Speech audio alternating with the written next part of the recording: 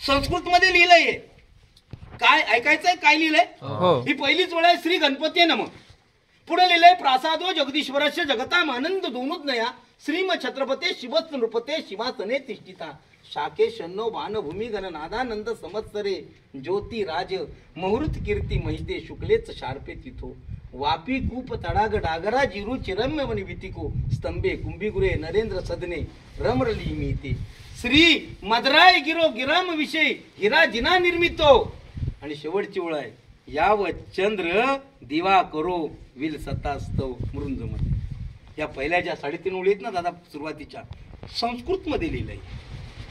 पहिल्या ज्या 3.5 ओळी आहेत ना वरच्या त्यांनी फक्त महाराजांच्या राज्याभिषेकाबद्दलच लिहिलंय. आता काय लिहिलंय ते ऐकवतो तुम्हाला की प्रासादो जगदीश्वराच्या जगताम आनंदो दोनुच नया. समोर जो काय जगदीश्वराचा प्रासाद आहे परंतु जगदीश्वर कसा तर जगताम आनंदो जगाला आनंद देणारा हा जगदीश्वर. आणि याच्याच दोनुच नया याच्याच आज्ञेने श्रीम छत्रपते शिवस्स नृपते नृप नृप म्हणजे राजा माहिती आहे ना तुम्हाला.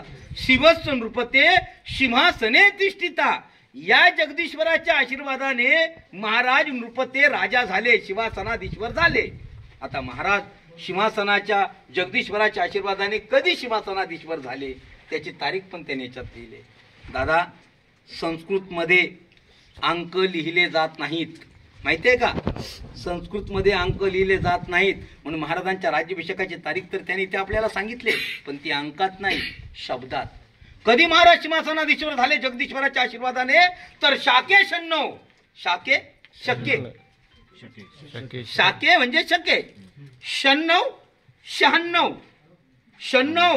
96 बाणभूमी शाके शन्नव बाणभूमी.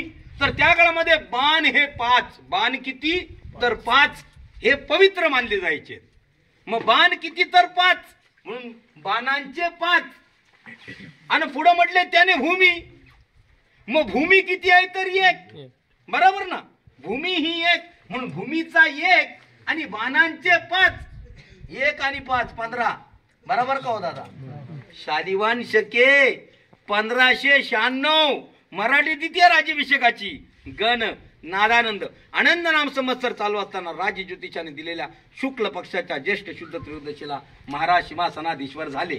तेव्हा सिरोजीने गडावर काय काय बांधकाम पूर्ण केली तर वापी मोठ्या विहिरी, कूप म्हणजे आड ज्याच्यातून पवरेनेच पाणी काढू शकतो, तडाग म्हणजे तलाव, राजीव रुचिर चिरेबंद वाडे, रम्य वन.